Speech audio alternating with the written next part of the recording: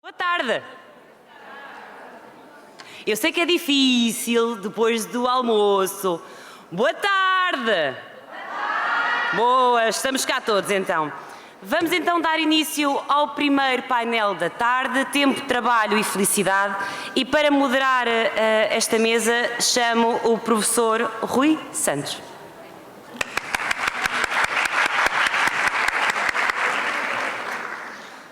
Para o acompanhar, chamo a doutora Maria Miguel Barbosa,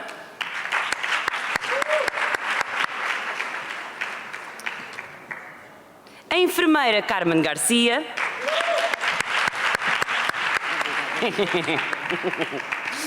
e a professora Helena Marujo.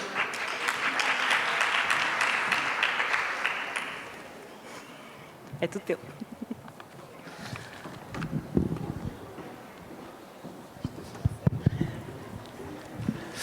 Muito obrigado, Sara. Muito boa tarde a todos.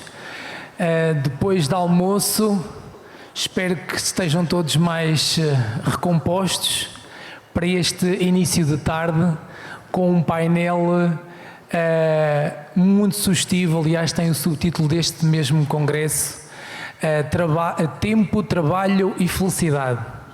Três coisas que todos nós, durante o nosso ciclo de vida, vamos de alguma forma procurando: termos tempo, termos um trabalho, uma ocupação e sermos felizes. E para discutir este tema, tenho comigo três belas convidadas, oradoras, giras, como ouço ali na plateia: Maria Miguel Barbosa, Carmen Garcia e Helena Marujo. Uma salva de palmas para elas.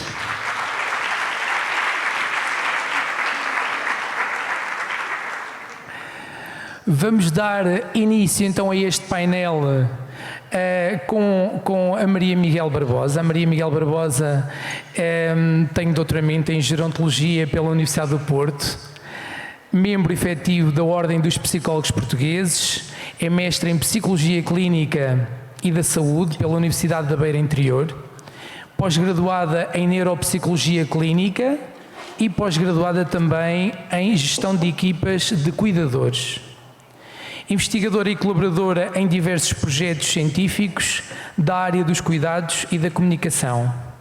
Então, com a Maria Miguel Barbosa, com o título Tempo para Envelhecer, o desenvolvimento humano e o bem-estar social, com muito entusiasmo, a psicóloga e investigadora Maria Miguel Barbosa. Obrigada.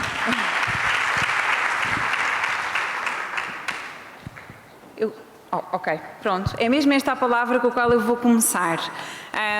Confesso que fico sempre assim um bocadinho desconfortável quando se fala aqui dos currículos, porque os currículos só interessam se nós fizermos alguma coisa com eles. E eu hoje venho aqui efetivamente falar destes temas que foram apresentados, e é uma grande alegria ver que está tanta gente interessada a ouvir falar sobre envelhecimento, a ouvir partilhas sobre envelhecimento e a envelhecer, não é? Porque nós estamos sempre a envelhecer e é sobre isso que eu venho aqui assim falar. Quando me lançaram este desafio de tempo para envelhecer, o desenvolvimento e o bem-estar social, eu tinha várias formas de pegar neste tema, porque este tema é-me muito grato e este tema tem aqui assim muitos conteúdos que nós podemos abordar. Mas antes de eu começar a abordar estes temas, vamos fazer aqui assim um exercício com os futuros idosos, ou com os futuros velhos, ou com os futuros séniores, porque estas palavras todas encerram muitos conteúdos e encerram aqui assim também muitos significados, que somos nós, não é? Vocês que estão aí, eu que estou aqui, porque nós somos os futuros, não é? Estamos sempre a envelhecer.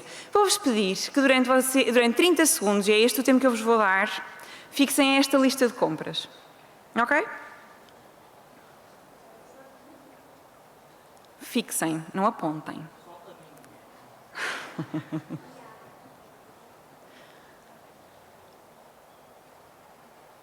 Ok, 5 segundos e vou passar. Ok, então vamos começar a nossa temática. Vou iniciar por falar um bocadinho sobre o desenvolvimento humano. Porque, e de manhã falou-se um bocadinho sobre isso, quando as crianças, ou quando o ser humano é criança, preocupamos-nos muito com o desenvolvimento da criança, com as atividades que fazemos para o desenvolvimento da criança, avaliamos o desenvolvimento da criança e depois parece que chegamos ali a uma determinada etapa do ciclo vital e deixamos de falar sobre desenvolvimento. Aliás, há algumas décadas atrás, o desenvolvimento parava de se estudar, assim um bocadinho depois da adolescência, no início da idade adulta. Ora, nós sabemos que o desenvolvimento ocorre ao longo de todo o ciclo vital. E a questão que eu vos deixo para reflexão é: será que nós não nos devíamos preocupar sobre a avaliação e a intervenção no desenvolvimento ao longo de todo o ciclo vital, ou seja, desde que nós nascemos até que nós morremos? Isto é uma reflexão que eu quero aqui assim deixar. De acordo com aquilo que o Programa das Nações Unidas para o Desenvolvimento defende, o desenvolvimento humano deve permitir promover a otimização do máximo potencial da pessoa, o aumento das possibilidades e o desfrute da vida. E é um bocadinho aqui assim, nesta linha, que eu vos trago este tema, partindo do pressuposto e partindo daquilo que é a evidência, não é? De que o desenvolvimento ocorre desde que nós nascemos até que nós morremos. Nós sabemos, através dos estudos que vamos fazendo, que nós envelhecemos como vivemos. Ou seja, os hábitos que nós vamos tendo ao longo da vida, nós tendemos a ir mantendo, tanto quanto aquilo que as nossas possibilidades permitem, ao longo de toda a vida. E, portanto, quando de manhã falavam-se os idosos têm sexualidade, os velhos fazem isto, os velhos fazem aquilo, fazem, e sobretudo se foi um hábito que foram tendo ao longo da vida. Então, se nós envelhecemos como vivemos, as próximas reflexões que eu vos deixo para autoanálise são: como é que nós estamos a viver? Como é que cada um de nós está a viver? Porque se sabemos que os hábitos se tendem a manter ao longo da vida, será que os hábitos que nós estamos a escolher ter hoje em dia, e eu vou falar de vários hábitos a seguir, são promotores, pela positiva, ou dificultadores do nosso desenvolvimento, como é esta abordagem de desfrutar da vida e a otimização do nosso máximo potencial? Como é que estamos a preparar o nosso envelhecimento? Será que só começamos a preparar o nosso envelhecimento quando nos vemos mais para a frente nas nossas faixas etárias? Ou deveríamos começar a preparar o envelhecimento sempre, porque estamos a envelhecer desde que nascemos? E como é que nós estamos a cuidar do nosso cérebro e da nossa funcionalidade cognitiva e física? O processo de desenvolvimento e de envelhecimento deveria ser preparado sempre e ao longo de todo o ciclo vital, de modo consciente, de modo informado e de modo ativo. Costumo trazer aqui assim esta frase de bem viver, bem desenvolver e bem envelhecer, porque é precisamente isto que nós devemos fazer. Naquilo que é a medida das nossas possibilidades cognitivas e físicas, bem vivermos, para bem nos desenvolvermos e para bem envelhecermos. Então, a pergunta que eu faço é: o que é que nós podemos fazer? Será que há hábitos que a ciência nos diz que nós podemos manter ao longo da vida para bem envelhecermos, bem desenvolvermos e bem vivermos? Então, vamos pensar e vou abordar aquilo que se chama autocuidado. A palavra é explicativa, é autoexplicativa, não é? O autocuidado são aquelas ações que nós fazemos em favor de nós próprios. Ok? Tudo aquilo que nós fazemos para nutrir as nossas necessidades, tudo aquilo que nós fazemos para nutrir o nosso bem-estar e para promover a nossa qualidade de vida e a nossa funcionalidade. E, portanto, são os comportamentos que nós podemos adotar para promover a nossa funcionalidade, o nosso envelhecimento saudável e também para nos protegermos de doenças neurodegenerativas, como, por exemplo, aquilo que são as perturbações neurocognitivas major, ou seja, as demências. Então, nós conseguimos tirar alguma coisa de um frasco vazio? Conseguem tirar alguma coisa deste frasco? Não tem nada, não é? Vamos pensar que este frasco representa os nossos hábitos de vida e os nossos recursos físicos, cognitivos, emocionais para lidarmos com o nosso dia-a-dia. Se ele estiver vazio, será que nós temos muitos recursos ou nenhuns recursos para lidar com o dia-a-dia? Nenhuns. Vou-vos fazer outra questão. Quantos dias é que vocês deixam a bateria do vosso telemóvel sem carga? Nenhuma. Pá, quantas horas? Nenhuma também. E a vossa bateria? Como é que anda a vossa bateria? Não anda. Então parece que nós tratamos melhor a bateria de um telemóvel, que é um objeto, do que a nossa própria bateria. Vamos pensar neste frasco como a nossa bateria, ok? E vamos pensar como é que nós o podemos encher. Então eu trago-vos aqui assim 10 mandamentos do autocuidado, ok? Não vou aqui tentar endoutrinar ninguém, ou se calhar até vou, para nós termos bons hábitos e bons comportamentos que nos ajudam a encher a nossa bateria, ok? Primeira coisa, cuidar da reserva cognitiva. A nossa reserva cognitiva, eu costumo trazer um barrilzinho. Há pouco falaram do vinho, já não sei onde é que está a pessoa que falou do vinho. Imaginem um barril de vinho, mas vamos enchê-lo com água, que é mais saudável, ok? Imaginem um barril de água. A nossa reserva cognitiva são todas aquelas aprendizagens que nós vamos adquirindo ao longo da vida, ok? E que vão enchendo a nossa reserva, o nosso barril. Quanto mais alto estiver o nível deste barril, desta reserva, mais protegidos nós estamos para eventuais perdas que possam ocorrer ao longo do envelhecimento e para, no caso de haver uma perturbação neurocognitiva major, por exemplo, uma demência, não é? Para nos protegermos em relação àquilo que é a perda da capacidade. Esta reserva cognitiva está sempre dependente daquilo que são as nossas aprendizagens, ok? E, portanto, quanto mais aprendizagens nós formos tendo ao longo da vida e quanto mais memória nós formos estimulando e outras funções cognitivas nós formos estimulando, maior a nossa reserva cognitiva. Às vezes as pessoas dizem, eu ando tão cansada, até ia fazer um curso ou até ia aprender a fazer alguma coisa, mas nem vale a pena. Vale sempre a pena, porque isto tudo contribui para a nossa reserva cognitiva. Também há outras formas de nós promovermos a reserva cognitiva, ou seja, puxarmos pelo nosso cérebro no dia-a-dia, não é? Portanto, há várias atividades que nós podemos fazer no dia-a-dia para ajudar a manter esta reserva cognitiva, para ajudar a manter este nosso barril de competências. Uma delas é aprender, seja uma língua, seja um instrumento. Eu diria que depois da manhã de hoje eu acrescentaria aqui um quadradinho que é brincar. Não é? Brincar ajuda-nos a estimular a criatividade e tudo aquilo que nós estivemos a falar nesta manhã. Escrever, ouvir música, participar em atividades de voluntariado onde nós nos sentimos úteis. A questão de utilizar o cálculo mental em vez de utilizarmos a calculadora, mesmo que a seguir vamos verificar se a conta que nós fizemos está certa ou não, porque o nosso cérebro funciona de uma determinada maneira, que é if you don't use it, you lose it. Se vocês não usarem, vão perder. Ok? E, portanto, ler jornais e revistas, fazer palavras cruzadas, ir às compras sem verificar a lista. Ou seja, olhamos para a lista.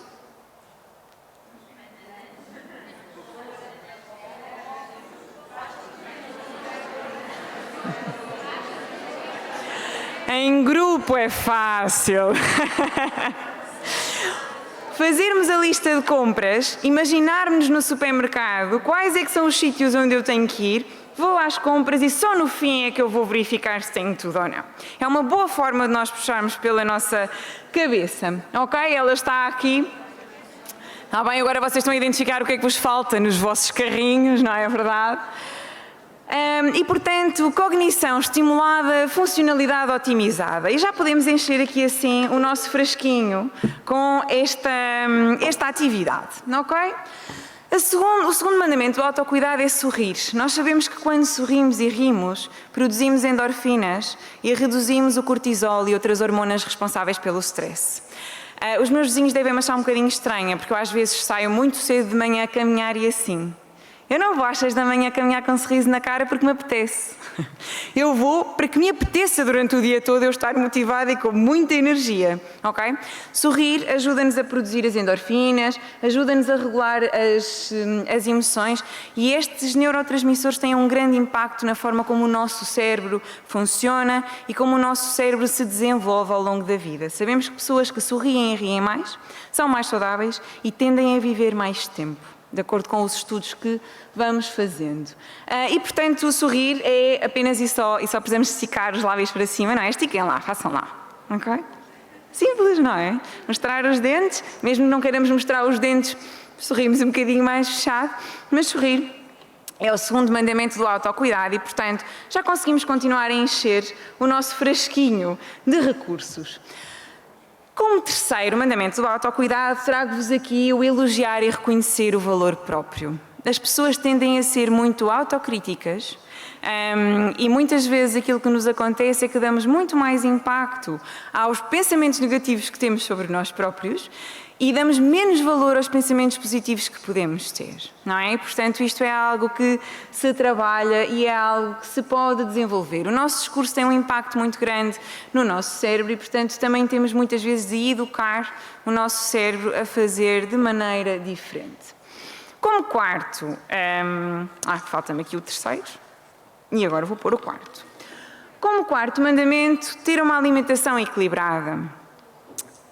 Nós somos um bocadinho aquilo que comemos, ok? Portanto, as escolhas que nós fazemos para a nossa alimentação é o combustível que nós estamos a dar ao nosso cérebro e ao nosso corpo para se desenvolver bem ou para se desenvolver menos bem, ok? E agora vocês dizem, então e aquele bocadinho de chocolate que eu gosto de comer todos os dias? Sim, nós podemos comer algumas coisas, com conta, peso e medida.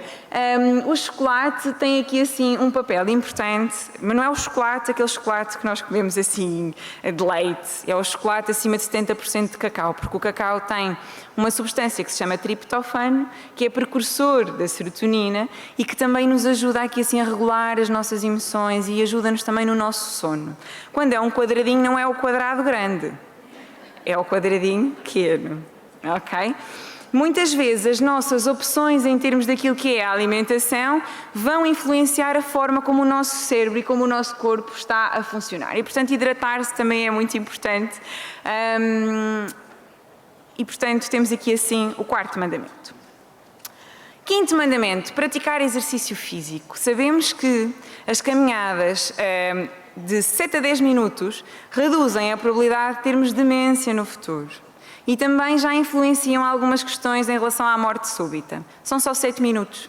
Gostava que vocês começassem a pôr cronómetros nas atividades que fazem e vissem quanto tempo passam nas redes sociais, ou quanto tempo passam a ver televisão, ou quanto tempo passam a fazer outro tipo de atividades, quando podíamos estar com os ténisinhos calçados e ir caminhar. Okay? Não é preciso muito tempo, claro que quanto mais tempo de exercício físico melhor, mas caminhar ou fazer outra prática de exercício físico é muito importante, precisamente por esta regulação de neurotransmissores e hormonal.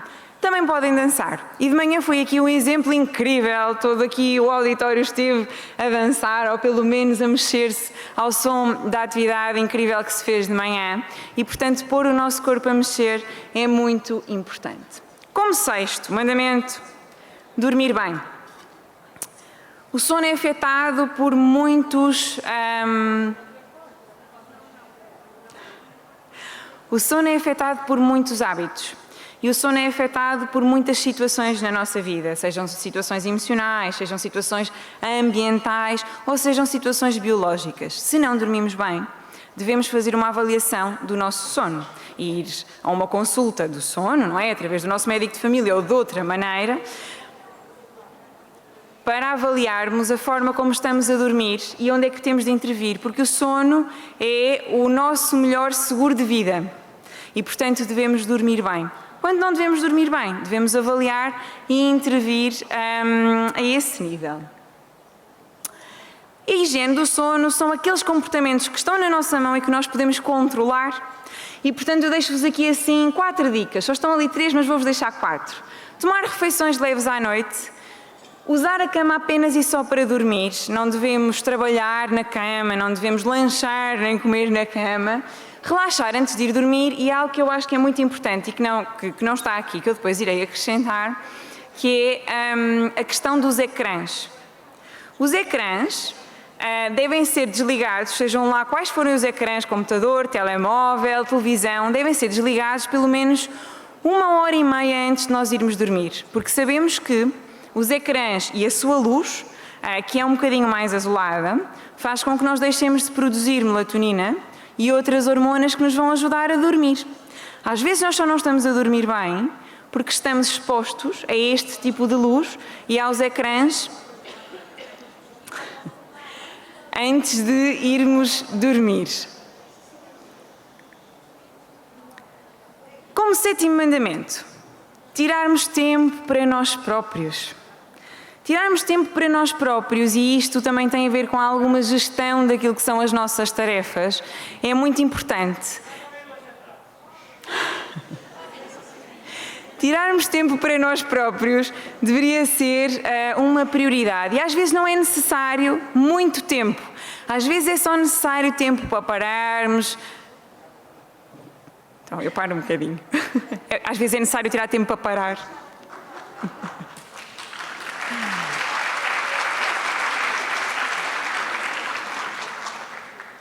E respeitarmos o tempo dos outros também é importante.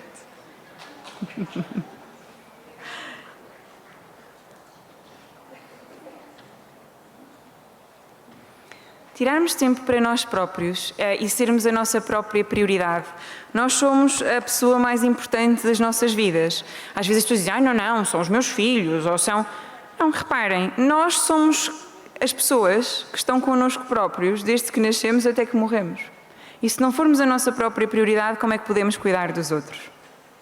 Costumo usar aqui assim a metáfora da máscara de oxigênio no avião, não é? Se houver uma despressurização da cabine e tivermos de usar a máscara de oxigênio, a instrução é primeiro a nós próprios e depois às crianças ou a quem nós tivermos de ajudar. Porque se nós não tivermos oxigênio, não nos vamos ajudar nem a nós, nem a quem está à nossa volta. E, portanto, tirar tempo para nós próprios é algo que é essencial para enchermos aqui assim o nosso frasco. E respirar. Parar para respirar de forma consciente, parar para respirar fundo, aprender algumas técnicas de respiração que nos ajudam a acalmar e, sobretudo, respirar conscientemente, porque nós respiramos de modo muito inconsciente, não é? E muito automático, e às vezes pararmos para observar a forma como estamos a respirar e como é que podemos respirar, ajuda-nos também a regular e encher um bocadinho o nosso frasquinho. Como nono mandamento, trago aqui o procurar auxílio e apoio de outras pessoas. As nossas redes de suporte sociais são muito importantes para nós nos mantermos bem, para nós nos desenvolvermos bem e para nós envelhecermos bem. Portanto, aqui tem a ver com as interações, mas também, muitas vezes, com a questão de termos oportunidades para ventilar as nossas emoções, para desabafar e para procurarmos apoio naqueles que nos rodeiam. Sabemos que isso é essencial no desenvolvimento. Aliás, quando nós pensamos no desenvolvimento das crianças, uma das coisas que é avaliada é dar-se bem com outras crianças, da mesma faixa etária, acima, abaixo. E será que nós andamos preocupados também com as redes de suporte social dos adultos e das pessoas mais velhas? Será que pensamos nelas da mesma maneira? E nas nossas? Será que pensamos conscientemente acerca disso? E, portanto, o que não vira palavra vira sintoma, não é verdade? E em relação a isto, peço desculpa às várias profissões que estão aqui dentro da sala, mas terei de puxar a brasa à sardinha dos psicólogos, não é verdade? Porque falar é terapêutico quando a escuta é qualificada. É muito diferente eu desabafar com a minha cabeleireira ou alguém que eu encontro na rua, não é? Ou fazer ventilação emocional com um psicólogo que me ajuda a arrumar as minhas gavetinhas e a fechar as gavetinhas que são necessárias de fechar ou a abrir aquelas gavetas que são necessárias de abrir, não é? Portanto, um psicólogo está sempre à porta e à distância de uma porta aberta, não é verdade? E atuamos em situações de crise e de emergência, em situações agudas e em situações crónicas, mas também atuamos em situações onde as pessoas precisam só de aprender a lidar melhor com algumas situações da vida, ou seja, não é necessário ter nenhum problema para ir ao psicólogo. Às vezes podemos só querer fazer melhor e sentir-nos melhor, desenvolver-nos melhor e envelhecer melhor. E por fim, como último mandamento, fazer atividades significativas e que dão prazer.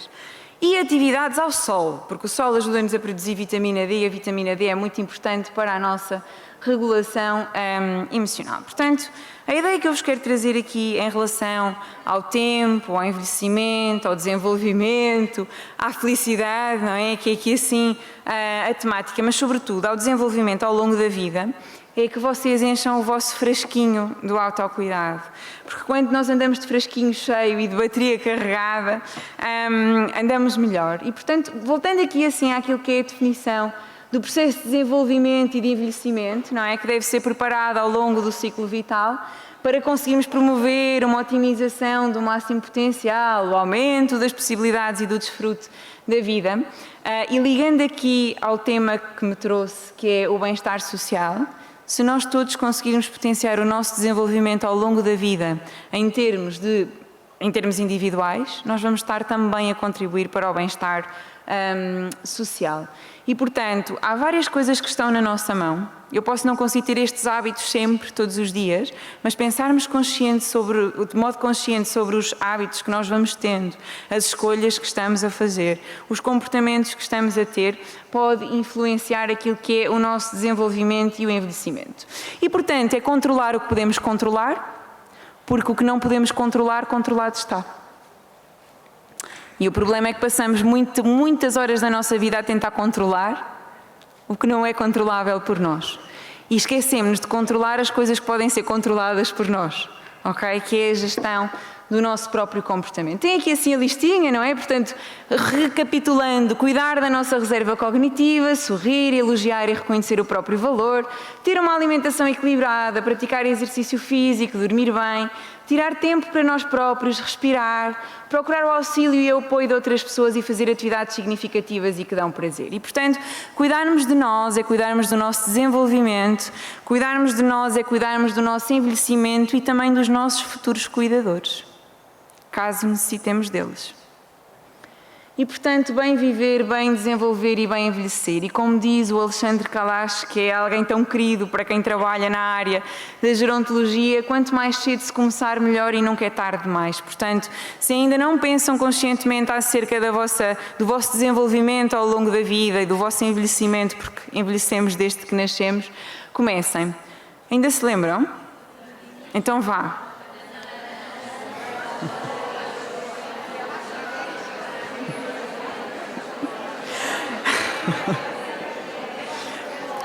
E algumas pessoas já só estão... E, portanto, está aqui assim a nossa listinha de compras. Todos os dias podemos fazer algo para nos melhorarmos, para nos desenvolvermos e para envelhecermos bem. Lembrem-se que nós nascemos para ser felizes, não foi para ser perfeitos. Portanto, vamos deixar aqui a nossa perfeição de lado e vamos cada vez mais olhar para dentro e ter tempo para envelhecer e ter tempo para desenvolver. E às vezes não é o tempo, é o que é que nós fazemos com este tempo. Portanto, cuidem de vocês e durante o tempo de desenvolvimento e o tempo de envelhecimento, ou seja, durante a vida, encham o vosso frasco e a vossa bateria. Obrigada.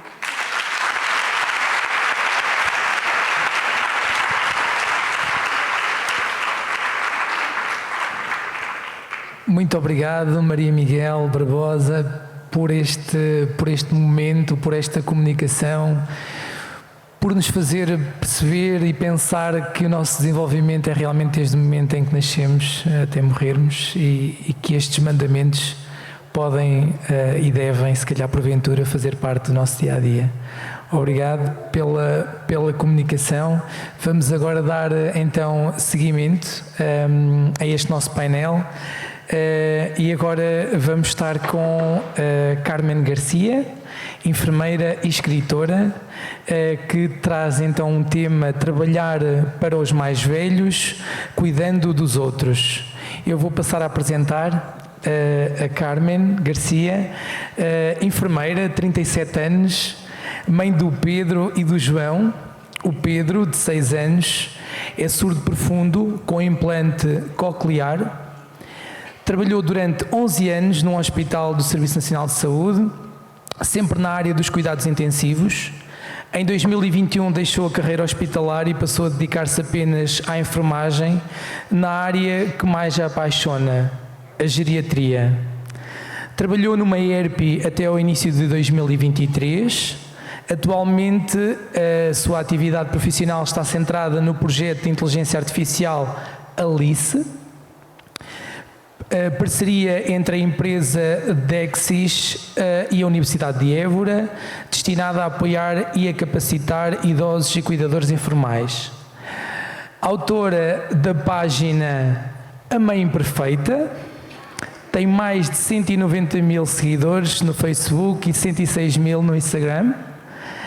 É a enfermeira imperfeita no Twitter, com 32 mil seguidores. Colunista do Jornal Público, é autora da coluna Tanto Faz, Não é Resposta, que sai todos os domingos no caderno P2 do Jornal Público. Autora de 4 livros infantis, Uma Lição de Amor, Uma Lição Vinda do Mar, Uma Lição de Paz e Uma Lição sobre os Avós, que falam respectivamente sobre a inclusão, sobre a poluição dos oceanos, sobre o acolhimento de refugiados em solo europeu e sobre a institucionalização de idosos e a demência. Os 2 primeiros são best-seller em Portugal e integram o Plano Nacional de Leitura do nosso país. Editou em outubro de 2022 o livro de ficção baseado em factos reais, A Última Solidão, que aborda a velhice e a institucionalização de idosos de uma forma nunca antes feita em Portugal. O livro vai agora na sua 7ª edição. Lançou em outubro de 2023, agora bem recente, Tudo o que ouço é coração. Compilação de 4 anos de crónicas publicadas no Jornal Público, selecionadas e organizadas por Isabel Alçada. Convosco, minhas senhoras e meus senhores, a enfermeira e escritora Carmen Garcia. Então, até eu já estou cansada de ouvir falar sobre mim própria. Eu não trouxe uma apresentação, porque sempre que eu trago uma apresentação construída em PowerPoint, tenho exatamente a mesma sensação que tenho nos provadores da Zara, porque eu insisto em levar calças 34 lá para dentro e o meu número é o 36. E depois fico ali apertada, a espremer-me. E eu sinto que isso me acontece quando uso uma apresentação. Fico muito apertada dentro dos limites que a apresentação me coloca e, portanto, eu preferi não trazer. Eu queria começar por dizer que a minha área é a saúde. E é sobre isso que eu venho falar aqui. Nós falamos muito sobre o processo de envelhecimento, sobre como é que o envelhecimento deve acontecer com qualidade, sobre todas estas coisas, e isso faz muita falta. Mas eu geralmente trabalho, é verdade que nós, a minha classe profissional e todas as outras na área da saúde, têm um papel muito importante ao nível da prevenção. Nós, infelizmente, somos demasiado reativos e muito pouco proativos, somos muito pouco preocupados com esta parte da prevenção. Mas geralmente o meu trabalho, em particular, começa quando a velhice começa a perder qualidade. E isto é uma coisa curiosa que nós temos de pensar, porque a velhice em Portugal começa a perder qualidade mais cedo do que em muitos outros países da Europa. A Pordata lançou estes dados, portanto estão disponíveis para consulta. Em Portugal, depois dos 65 anos, as mulheres vivem mais ou menos 5 a 7 anos com qualidade. É o que se espera que tenham de vida com qualidade. E quando falamos em qualidade é sem terem imensas doenças crónicas, sem fazerem um conjunto gigantesco de fármacos, mantendo a independência. As mulheres no norte da Europa, depois dos 65, têm uma expectativa de 10 anos de vida com qualidade. Nos homens, em Portugal, anda à volta dos 7 depois dos 65, no norte da Europa anda à volta dos 12. Ou seja, nós em Portugal vivemos os mesmos anos ou mais do que noutros países, porque nós temos uma esperança média de vida muito boa, mas vivemos os últimos anos pior, com pior qualidade. E isto é uma coisa que nós vamos ter de perceber porquê, e os fatores estão identificados, mas aquilo que eu vos quero dizer é que eu geralmente, o meu trabalho não começa na parte boa. O meu trabalho normalmente começa quando as pessoas já têm alguma debilidade, e trabalhar em lar significa trabalhar com pessoas francamente debilitadas. O maior estudo que nós temos em Portugal sobre esta temática diz-nos algumas coisas interessantes. A média de idade dos idosos em lares em Portugal é de 86,6 anos. Só 7,3% dos utentes que chegam aos nossos lares é que não têm nenhum déficit, portanto, nenhuma debilidade ou cognitiva ou física. Portanto, a maioria das pessoas com que nós trabalhamos, praticamente 93%, entram nos lares já numa fase em que estão francamente debilitados e desse número, mais de 40% já traz uma demência associada. Então, se imaginarmos uma linha, não é? O contínuo da vida, o meu trabalho começa geralmente na parte mais final da linha. Quando eu estava nos cuidados intensivos, eu via morrer muita gente, não tanta quanto as pessoas pensam. Às vezes há aquela noção que vai para os cuidados intensivos é para morrer. Isso não existe. Nós só recebemos nos cuidados intensivos quem tem probabilidade de recuperar e sobreviver. Há esse mito associado, se ele for para ali é porque não tem hipótese nenhuma. Se ele não tivesse hipótese nenhuma, ia para outro sítio. Não se investe em milhares de euros por dia numa pessoa que não tem possibilidades de recuperar. Quando a gente percebe, ok, não há possibilidade, o ventilador desliga-se e a pessoa segue para outro sítio. Mas eu via morrer muita gente, mas nunca tinha tido um contacto tão profundo com a morte como quando passei a trabalhar no lar, numa ERP. Eu tenho um utente que fez agora 98 anos, chama-se Manel Pedro, não sabe ler nem escrever.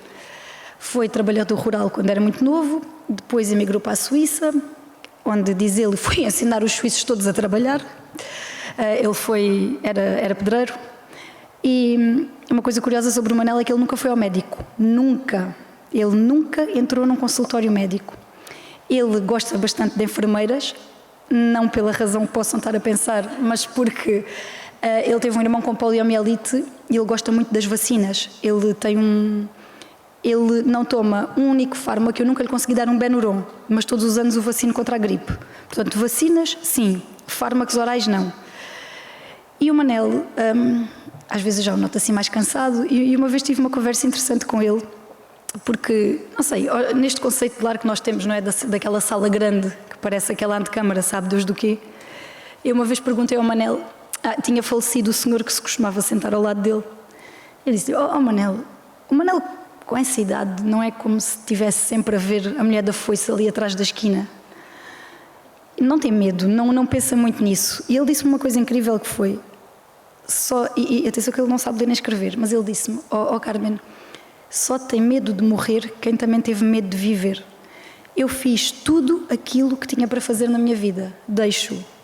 Sou feliz, fui feliz, sinto-me orgulhoso daquilo que construí, deixo bem as minhas 2 filhas, deixo bem os meus netos. Ele tem um grande orgulho na licenciatura dos netos, sabe bem a ideia que ele... Deixo bem os meus netos, como ele diz, tenho netos doutores. E ele encara a morte com uma tranquilidade tão grande, e eu fui começando, depois desta conversa com ele, a distinguir as pessoas em 2 grupos. O grupo dos que chegam à fase final tranquilos e que, quando da morte vem, lhes dão a mão e vão com ela, como se fosse uma amiga, e os que lutam contra. E uma coisa que eu percebi é que os que têm mais medo e que vivem finais de vida mais agitados são normalmente aquelas pessoas que se esqueceram que nós, por qualquer erro genético, nascemos sem asas. Ainda assim nós nascemos para voar. E eu não quero parecer aqui o Gustavo Santos da Wish, ok? Não quero nada parecer uma coisa dessas. Mas eu noto muito isto. Os meus utentes que não tiveram medo de procurar a felicidade ao longo da vida, que não tiveram medo de arriscar, que não tiveram medo de fugir de situações que os faziam infelizes, que não tiveram medo de começar de novo, são aqueles que chegam ao final com uma tranquilidade que às vezes é invejável. Se há coisa que eu aprendi com os nossos mais velhos foi que nós andamos aqui exatamente para ser felizes, que é para quando chegarmos ao fim termos esta sensação de missão cumprida. E eu queria vos falar disto porquê? Porque nós temos de pensar, e nós falamos muito em intervenções que fazemos aos mais velhos e coisas que podemos fazer aos mais velhos que ainda efetivamente conseguem fazer alguma coisa. Mas é importante que nós também falemos do ponto ou das intervenções que nós temos com aqueles que já não conseguem. Eu posso vos dizer que se eu passar 8 horas no lar, infelizmente eu não consigo estar tanto tempo quanto queria com os acamados, mas pelo menos metade desse tempo eu tenho que dedicar à ala de acamados. Este é outro problema que nós temos em Portugal, porque os nossos lares gradualmente estão a começar a transformar-se em unidades de cuidados continuados. Cada vez mais nós temos pessoas dentro dos lares que não deviam estar ali, porque os lares, as ERPs, como o nome indica, são estruturas residenciais, não são serviços de medicina, não têm enfermagem 24 horas. Eu posso vos dizer que no ano de 2022 recebemos 2 utentes de 60 e qualquer coisa anos, portanto utentes muito novas, que foram para nós a pedido das famílias porque eram 2 senhoras com câncer da mama metastizado, tiveram alta do hospital para medidas de conforto e não tiveram vaga na rede de cuidados paliativos, portanto, nem no domicílio, nem em internamento. Os filhos desesperados pediram para elas irem para o lar. Em julho de 2022, numa noite, eram 4 da manhã, a auxiliar ligou-me a dizer que tínhamos lá a senhora contorcida com dores e ela achava que aquele balãozinho, que era onde estava a morfina, estava vazio, e às 4 da manhã eu estava a pôr os meus 2 filhos dentro do carro para irmos ao lar para recarregar aquele DIB. E isto não pode acontecer, mas é aquilo que acontece cada vez mais. Cada vez mais os nossos utentes em lar são utentes pesados do ponto de vista clínico. São pessoas polimedicadas, fazem toneladas de medicação, com muitas doenças crónicas, e aqui vem outra vez o ponto. Nós vivemos tanto quanto os outros, mas vivemos pior. Eu tinha um utente que costumava dizer, já tomei os comprimidos, já no almoço. Ao longo do dia ela fazia 31 tomas de comprimido. Portanto, a gente estava sempre a dizer, pronto, a rota e está bom, porque de facto aquilo era um despropósito. E eu queria só falar aqui sobre esta parte, porque há uma parte onde a intervenção, ou há uma parte da vida, e felizmente não acontece com todas as pessoas, mas onde a nossa intervenção é uma intervenção essencialmente de cuidado, de conforto, de promover o conforto. E isto continua a ser um bocadinho tabu. Eu tenho muitas famílias que vêm ter connosco zangadas porque vocês deixaram de dar comida à minha mãe. E nós às vezes recebemos os relatórios do hospital a dizer esta pessoa é só para cuidados de conforto, e cuidados de conforto não implicam necessariamente comida. Nós pomos um soro subcutâneo, a pessoa está a ser hidratada, vamos molhando a boca, vamos às vezes para dar algum gosto pondo um bocadinho de batido, mas não há qualquer necessidade de a gente estar a encher de comida. Ainda por cima estas pessoas têm perfusões de morfina, portanto têm muita tendência a fazer estases, ou seja, a comida a ficar toda no estômago. E há muita pressão das famílias, mas vocês têm de dar comida à minha mãe, mas vocês têm... E porquê? Porque nós falamos pouco nisto, porque nós somos um povo muito assustado. O melhor exemplo, eu sei que nestes sítios, nestes congressos é suposto nós citarmos filósofos e pessoas inteligentes, mas eu vou citar o Harry Potter. Nós temos uma síndrome qualquer em Portugal que nos impede de falar das coisas que nos provocam desconforto. Um bom exemplo, quando alguém famoso morre vítima de cancro, se vocês forem ver os jornais, morreu vítima de doença prolongada. A gente não diz a palavra cancro. E sabe o que é que acontece quando a gente não diz a palavra cancro? Temos cada vez mais medo dela. 60% a 70% das pessoas vivas vão ter um cancro em algum ponto da sua vida, mas a gente continua a fugir da palavra. É a doença prolongada, não é doença prolongada, é cancro. A Sociologia da Saúde está farta de estudar isto. E agora é que eu cito aqui os livros do Harry Potter, o Dumbledore, não é? Que era o professor, o diretor da escola de magia, dizia ao Harry Potter, porque eles nunca dizem nos livros nem nos filmes o nome do vilão, que é Voldemort. Eles não dizem sempre aquele cujo nome não deve ser pronunciado ou aquele que nós sabemos. E ele diz-lhe que quanto mais os feiticeiros têm medo do nome dele, mais força lhe estão a dar. Ele fica mais forte com o medo dos outros. E nós temos muito este medo, nós portugueses, em relação a coisas como a velhice. Nós não falamos de velhos, e um bom exemplo disto. Eu escrevi agora o último livro infantil, publicidade. Vou abrir o espaço publicitário, que vai estar à venda lá fora no fim, fecho o espaço publicitário. Sabem porque é que eu escrevi este livro? Porque me dei ao trabalho de ler com todo o cuidado e com tempo o programa da disciplina de cidadania. Sabem quantas referências no 4º país mais envelhecido do mundo, que é Portugal, quantas referências existem ao envelhecimento? Nós envelhecemos desde o momento da nossa concepção. Vivemos no 4º país mais envelhecido do mundo. O programa de cidadania dos nossos alunos tem 0 referências ao idadismo, 0 referências ao envelhecimento. Nós não falamos da velhice, sendo que a velhice, lamento informar, é a maior sorte que nos pode calhar na rifa. Porque chegarmos lá é ótimo para todos. E nós não falamos da velhice, não falamos da morte, nós falamos dos cuidados paliativos, mas chega, é paliativos, mas os paliativos são o quê? E nós temos de começar a perceber que há um ponto onde o que faz sentido, e isso é muito proclamado atualmente, o que faz sentido é desprescrever medicação, por exemplo, o fenómeno da desprescrição. Nós chegamos a ter utentes, como eu vos disse, a tomarem fármacos, ou 10 ou 15 fármacos, no total de 30 tomas por dia. Isto faz zero sentido a partir de uma certa idade. É preciso haver médicos, é preciso haver profissionais de saúde experientes que olhem para aquela folha terapêutica e digam isto é para parar. O melhor exemplo que eu vos dou. Uma utente que dormia mal, queixava-se de insónia frequente. Cada vez que ela ia ao médico, ele acrescentava-lhe mais uma coisa para dormir sem nunca tirar a anterior. Nunca tirava a anterior. Quando nós demos pela folha, ela tinha 6 comprimidos diferentes, entre benzodiazepinas, indutores de sono. Aquilo também não a tombava, a verdade seja dita, aquilo dela era rija, mas o facto é que não pode ser, a gente não pode ter uma idosa a tomar 6 indutores de sono, não faz sentido. Da mesma forma que eu continuo a ver muito colegas a serem mais papistas que o Papa, por exemplo, lá no meu lar, não é meu, mas era bom que fosse. À terça-feira, o lanche são fatias douradas. Fim. Para todos. Fim. Os diabéticos, fatias douradas, fim. Eu dou-lhes mais insulina depois. Não faz sentido, a partir de uma certa idade, nós restringirmos aquilo que as pessoas gostam. Há uma coisa que me perturba horrivelmente nos lares. Vocês sabem que na maioria dos lares os idosos entram, aqueles que têm por hábito beber um copo de vinho às refeições não podem. Não podem porque aqui no lar nós não servimos álcool. E os desgraçados que beberam um copo de vinho ao jantar a vida toda, ali estão. Nós tivemos o senhor que entrou num... Eu nem vou explicar o que é que foi aquilo. Aquilo foi um síndrome de abstinência séria em relação ao tabaco. Ele tinha 91 anos quando entrou para o lar. Estava ótimo do ponto de vista cognitivo. Foi para o lar na sequência de uma queda. A primeira coisa que lhe disseram quando ele pôs um pé no lar foi: não pode fumar. O homem fumava desde os 12. Vocês vejam quantos anos de tabagismo este homem tinha em cima. A gente não pode fazer isto. Eu sou a pessoa mais anti-tabaco deste mundo, ficam a saber. Nunca pus um cigarro na boca, mas jamais me passaria pela cabeça dizer a um homem de 91 anos que fumou a vida toda, agora não. O homem só não subiu paredes porque as pernas já não o deixavam. E depois as minhas auxiliares queixavam-se: ele é impossível de aturar, o velho é intragável. Foi deixá-lo fumar e aquilo acabou-se tudo.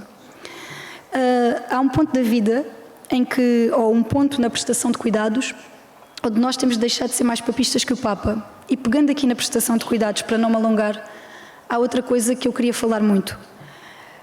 Nós também temos de cuidar de quem cuida. E cuidar de quem cuida, em Portugal, é não só olhar para os cuidadores informais, de quem nós falamos muito, apesar de conseguirmos fazer muito pouco por eles. Ser cuidador informal em Portugal é trágico, é uma missão trágica. Mas nós vamos falando e ouve-se a palavra, mas falamos muito pouco das funcionárias de instituições. A OCDE lançou um relatório há coisa de uns 4 meses, chamado Para Além do Aplauso, onde faz um diagnóstico perfeito do estado das coisas em países como Portugal. O relatório serve para todos os países da OCDE, este problema é transversal, mas em Portugal e na Itália é onde ele se nota mais. Não há trabalhadores, não há pessoas que queiram trabalhar nos lares de idosos. As pessoas não querem e quando vão é por não terem alternativa e assim que podem saem e depois nós temos uma rotatividade gigante. Isto acontece porquê? Ponto número 1, não há uma carreira, ninguém pensa em criar uma carreira para estas pessoas. Ponto número 2, continuam a ganhar o salário mínimo, é uma profissão francamente mal remunerada. Ponto número 3, socialmente a profissão é desvalorizada e como é que um país de velhos tem a coragem de desvalorizar quem os cuida, mas é o que nós fazemos. Elas andam ali a trocar fraldas. Portanto, socialmente o papel delas não parece ter qualquer espécie de valorização. O que é que nós podemos esperar que aconteça aqui, não é? Portugal já foi o país da Europa com maior disponibilidade de cuidadores por cada dependente. Nós, há 20 e tal anos, tínhamos cerca de 5 cuidadores informais disponíveis para cada dependente. Conseguimos, com a inversão da pirâmide demográfica, chegar ao 1 para 1. 1 para 1 é uma realidade impossível. Nós não vamos poder ter uma pessoa parada por cada pessoa dependente, porque senão paramos um país. Então nós temos de perceber, e a OCDE aí faz uma crítica severa aos países, que é preciso valorizar estas pessoas. É preciso valorizar as pessoas que todos os dias cuidam dos outros. O trabalho tem uma carga física elevadíssima, uma carga mental elevadíssima. E eu aconselho todos os profissionais que estão aqui a espreitarem este relatório, porque ele também aponta algumas saídas ou algumas soluções. Este relatório diz que temos que usar cada vez mais, e é nisso que eu trabalho agora também, as novas tecnologias, a inteligência artificial, por exemplo. Eu sei que nós pensamos em inteligência artificial, pensamos no chat GPT e ficamos cheios de medo. A inteligência artificial, quando bem aplicada, a nós, neste momento, no Distrito de Évora, está-nos a permitir monitorizar com muita qualidade 873 idosos, impedir dezenas de idas ao hospital, resolver N situações no local, prevenir imensa coisa, sabe? Para vos dar um exemplo de quão a inteligência artificial pode ser boa aplicada à área da saúde, se vocês fizerem uma ressonância magnética, e se essa ressonância magnética for vista por um médico, por um imagiologista, ele vai conseguir detectar mais ou menos 40% das alterações. Se for a inteligência artificial a ler essa ressonância, vai conseguir detectar quase 70%. Portanto, há coisas onde a inteligência artificial é ótima. Nesta área do envelhecimento, quando bem aplicada, é excelente e pode permitir poupança de muitos recursos. Mas eu não queria dispersar aqui pela inteligência artificial porque a mensagem que eu queria deixar era outra. O tema da minha protopalestra falava de cuidado e eu queria só que se percebessem duas coisas. Uma, nós precisamos de ser cuidados até ao fim e às vezes é no fim que os cuidados são mais exigentes, mas é preciso que as pessoas percebam quais é que são os cuidados que fazem sentido nessa fase. E dois, nós também temos de cuidar de quem cuida, porque nós somos um país de pessoas que precisam muito de ser cuidadas e que despreza muito os seus cuidadores.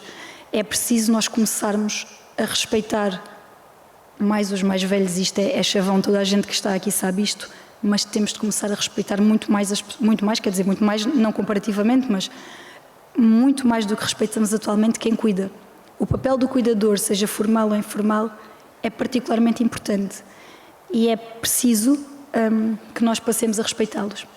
Queria deixar aqui estas duas coisas para reflexão e não querendo outra vez parecer lá o tal Gustavo Santos da Uixo, gostava também de vos deixar este desafio que vos falei ao início. Pensar, quando chegarmos à idade do Manel, se calhar não chegamos lá porque a gente vai ao médico, ele chegou porque nunca foi, é o que ele diz. A teoria dele é que se tivesse ido ao médico, ele nunca lhe tinha tirado a carraça, não sei o quê, e assim ele tirou a carraça, pronto, ele é muito... Olha, mas o Manel tem uma coisa muito boa, vou-vos dizer. Eu de vez em quando meto-me com ele, abro-lhe assim a mão e disse, deixa lá ver se está ferido. Porque ele é tão mão de vaca, tão agarradinho, tão fechado, que eu às vezes penso que ele já deve estar aqui todo ferido. E às vezes digo-lhe, abre lá a mão que é para ir ver se está ferido. E ele diz-me, não, estou ferido, não. Mas ele, se precisar de alguma coisa, chama as filhas, dá-lhes o cartão, ele é o meu único utente em 50, é o único que toma conta das suas finanças e que tem o cartão com ele. Chama a filha, dá-lhe o cartão e ela, quando lhe traz a compra, tem que lhe trazer um extrato. E eu, Manel, isso é para quê? E ele diz-me sempre, é para ter a certeza que nem um café com o meu dinheiro ela bebeu. E eu, Manel, ela é sua filha. E ele responde-me sempre o mesmo, que é, olha, quem se deserde antes que morra, leva com a cachaporra. Dá-me sempre esta resposta. E portanto, sim, o meu Manel é incrível. Fiquei a saber que um dia eu convenci-o a comprar um andarilho, porque ele já andava todo a cair para o lado direito. Eu já contei isto muitas vezes. E ele lá se convenceu, depois de muita insistência minha, até que um dia eu o encontrei no meio do lar, no meio do corredor, com o andarilho aqui, a andar assim. E eu disse, Manel, poupe-me tão tanta coisa com o andarilho, ponha lá o andarilho no chão. E ele respondeu, achas, custou-me 12 contos, não o vou estragar. E isto para vos dizer que o meu Manel é incrível, mas o desafio que vos deixo é pensarem, e eu, quando chegar à idade do Manel, vou estar tão tranquilo como ele? Vou ter a certeza que fiz tudo o que podia para ser feliz? Este era o último desafio que vos queria deixar. E pronto, é isto.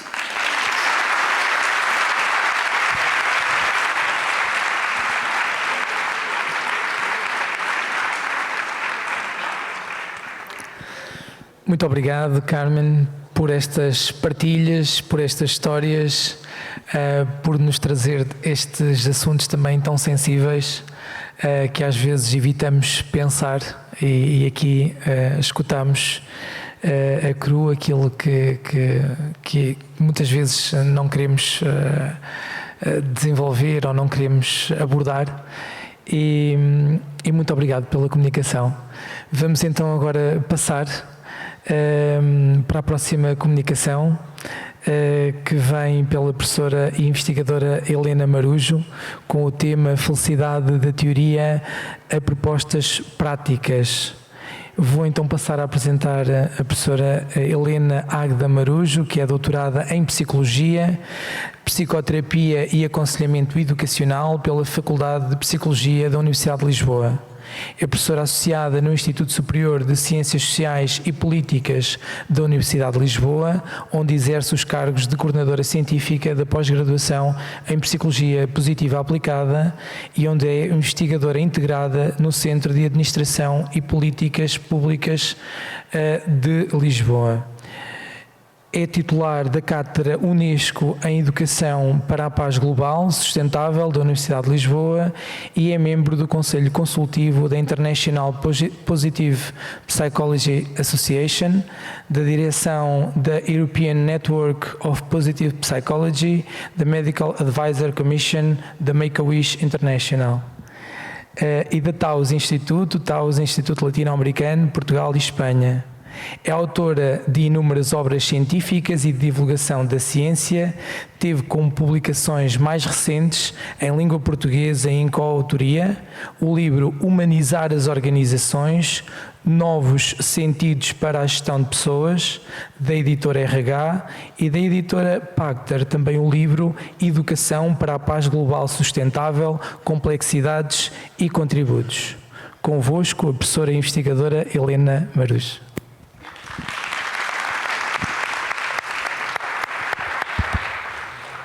Muito obrigada, uma boa tarde, uma saudação muito especial de alegria e de entusiasmo estar aqui convosco. Estou a adorar a companhia, mas importam-se que eu vá lá para baixo?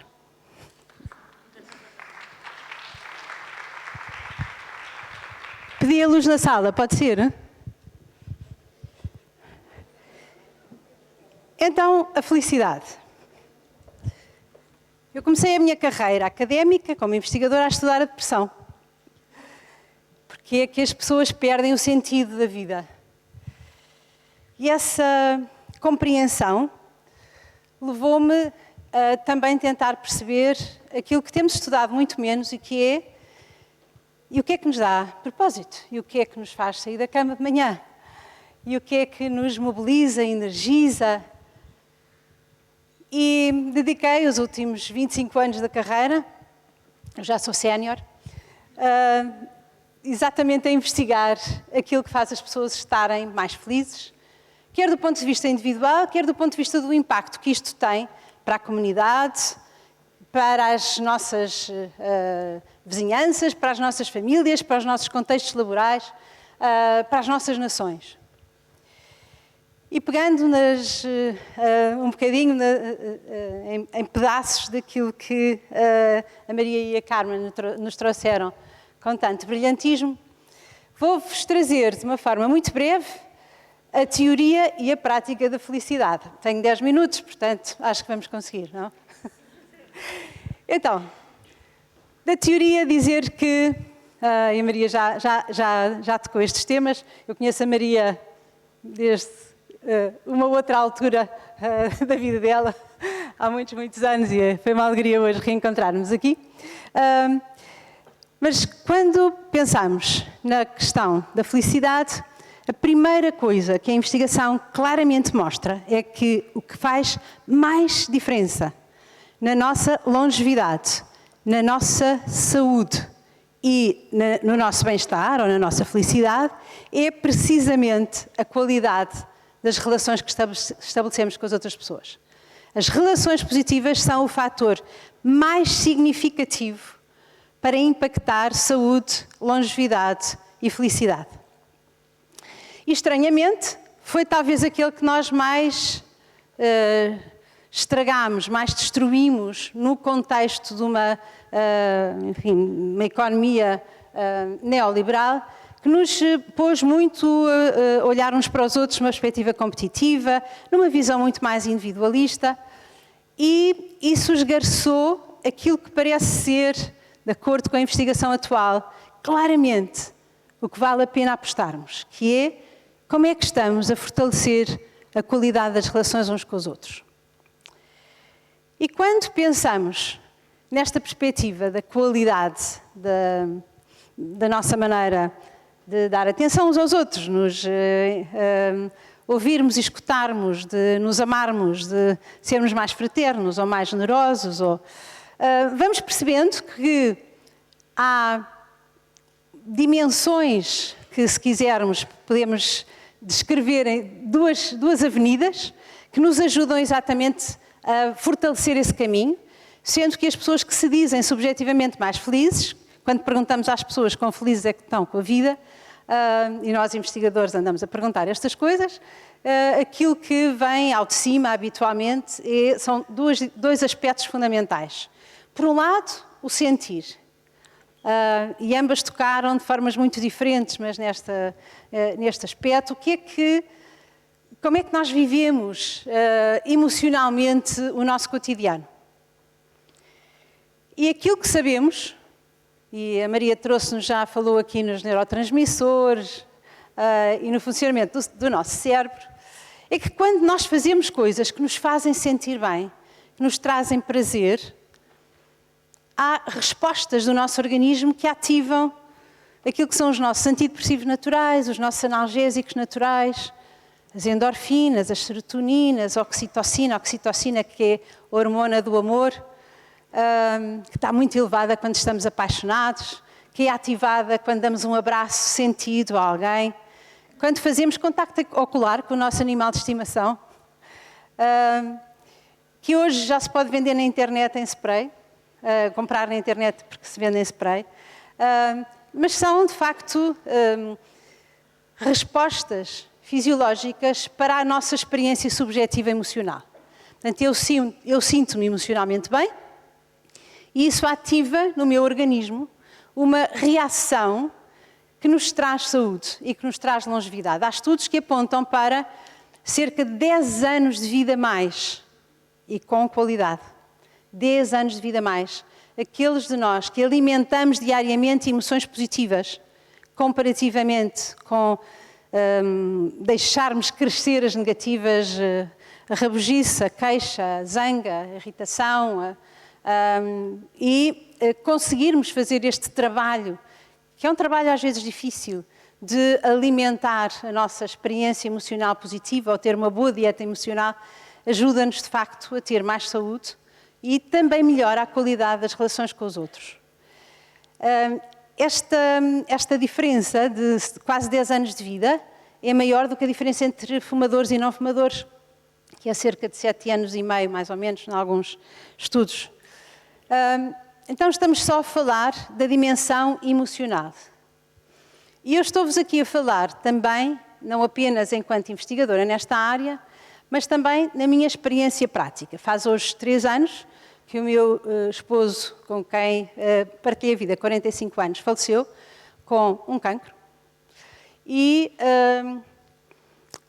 a experiência mais difícil da minha vida adveio, não é? Não apenas no acompanhamento da sua fase terminal de vida, como com a sua partida. Não é? Ter alguém que nos acompanha uma parte tão significativa da nossa vida. E posso-vos dizer que tudo aquilo que sei sobre felicidade verdadeiramente tem permitido que eu continue com alegria a dançar, ainda ontem fui dançar à noite, ou empenhada no meu trabalho que faço como uma missão, e que, de facto, a dimensão emocional, o conseguir fazer coisas que nos fazem sentir bem, é absolutamente vital para nós sermos capazes depois de ser resilientes e até de crescer como seres humanos perante as circunstâncias traumáticas da vida. Este é um caminho. Promover emoções positivas no nosso dia-a-dia e cada um de nós, à sua maneira, sabe aquilo que lhe traz bem-estar. E se calhar alguns de vocês aqui nesta sala adoram cozinhar. Eu, por exemplo, detesto. Outros de vocês, só a ideia de dançar, ficam logo, oh não, dançar não. Alguns gostamos de ler, outros preferimos ver séries que nos fazem rir. Mas a capacidade de identificarmos aquilo que para nós é mobilizador de experiências emocionais positivas é verdadeiramente significativo para o impacto na nossa saúde física, psicológica e longevidade. Então, este é um caminho e vou deixar TPCs. Pode ser? Toda a gente sabe o que é que são TPCs? Não? Tarefas para crescer. Tentar progredir continuamente. Não é? Pode ser? Como é sexta-feira, pode ser tostas, pregos e cervejas também, daqui a bocado. Então, o primeiro TPC, convidar-vos a que registem, se puderem registar, se não, pelo menos pensem diariamente, se possível ao final do dia, se possível antes de ir para a cama, porque ajuda na qualidade do sono. E a Maria já nos disse porque é que isso é tão importante. Pensar, identificar aquilo que foram pontos de luz do nosso dia. O que é que correu melhor? Onde é que eu estive mais leve, mais livre, mais alegre, mais plena, mais presente? E estamos a falar de coisas pequeninas, porque o que a investigação mostra não é termos uma grande emoção, é termos muitas emoções pequeninas ao longo do dia que sejam positivas. E pode ser um pensamento de gratidão. Pensem, por exemplo, no dia de hoje, o que é que já têm para agradecer? Pode ser um pensamento de amor. Pode ser a identificação de terem comido, como nós, ao almoço, num almoço maravilhoso, uma feijoada ou um arroz de camarão delicioso. Pode ser ter encontrado alguém que eu não via há muito tempo e de repente nos encontramos no meio do caminho. Pode ser ter dado um abraço a alguém que para mim é significativo. Pequenas coisas do dia a dia. E quando começamos a registá-las, acontecem várias coisas interessantes. O nosso cérebro modifica-se, que é uma coisa fascinante, e modifica-se em qualquer idade, não é, Maria? E começa a pensar assim, espera, realmente a vida às vezes tem coisas muito difíceis e muito dolorosas e muito trágicas, mas apesar de tudo há coisas boas a acontecer. Quais são as coisas boas que estão a acontecer que eu consegui identificar no meu dia? Teve um dia de sol e eu sentei-me 10 minutos ao sol e adoro sentir o sol sobre a pele. Quando começamos a registar, o cérebro começa a dar atenção e a focar naquilo que é a resposta positiva e a trazer as tais reações fisiológicas que ajudam na nossa saúde e na nossa longevidade. Depois há outra coisa que acontece, que é com o hábito do registro ou do pensar sobre isso, começamos a saborear mais, paramos mais para as coisas boas. Porque às vezes acontecem-nos coisas boas e nós passamos por elas a correr, ou passamos por elas desligados a pensar num problema qualquer e não vivemos, não desfrutamos daquela experiência. E é quando desfrutamos, de novo, que o nosso organismo diz, está-se bem aqui. Quando o sorriso faz essa transformação. Ainda há outra vantagem. Se registarem, quando estiverem um dia mais em baixo, vão ler o que escreveram, porque já não nos lembramos que há 10 dias encontramos aquela prima que não víamos há que tempos ou recebemos uma mensagem no telemóvel que nos fez rir imenso. Voltar a uma memória positiva traz as mesmas experiências emocionais de novo. O nosso cérebro reconhece como se aquilo tivesse outra vez a acontecer. Então, este é o primeiro TPC. Toda a gente uma nota? Vamos agora ao segundo caminho para esta construção de uma experiência de vida o mais feliz possível, que, repito, nunca silencia nem nega que a vida é um diálogo constante e uma dança permanente com a dor. É precisamente porque nós sabemos que somos muito mais atentos e o nosso cérebro está muito mais orientado para reparar no negativo, que precisamos de usar estratégias para sermos capazes de ver o que há de positivo. Nós temos um enviesamento para ver aquilo que não funciona nas nossas vidas, ou que está mais difícil, porque isso nos protege, do ponto de vista da sobrevivência. Se há milhões de anos, eu, uma mulher das cavernas, meu marido dizia que às vezes dizia que eu era, visse um arbusto cheio de bagas vermelhas e pensasse, tem um ar delicioso, devem ser ótimas, comesse 10 e elas fossem venenosas, se eu ainda não tivesse tido filhos, os meus genes não se reproduziam e, portanto, do ponto de vista da sobrevivência da espécie, era uma estratégia, ser otimista e ter sido positiva era uma estratégia de suicídio. Então nós tivemos sempre que ser pessimistas para conseguir sobreviver enquanto humanidade. E ainda bem. Só que hoje vivemos num contexto em que, incomparavelmente a outros momentos da história da humanidade, vivemos imersos na negatividade. A comunicação social constantemente, não é, nos diz o que é que está a acontecer de mais trágico em qualquer ponto do mundo ao minuto. Então, se calhar muitos de vocês, por exemplo, já deixaram de ver o telejornal. E ainda bem. Esta dimensão da capacidade de superação e de transcendência do negativo está, em muitos de nós, se não tivermos recursos para esta superação, leva-nos, de facto, a deixar de ter esperança, deixar de acreditar na humanidade, em nós mesmos, na nossa capacidade de superar os problemas que criamos enquanto humanidade. E por isso temos uma outra dimensão, que é a dimensão mais ligada ao propósito de vida. É uma área também recente de investigação, perceber qual é, por exemplo, a ligação entre o sentido de vida, o propósito de vida e a longevidade. E, de novo, os dados ainda preliminares, mas já há, enfim, suficiente informação sobre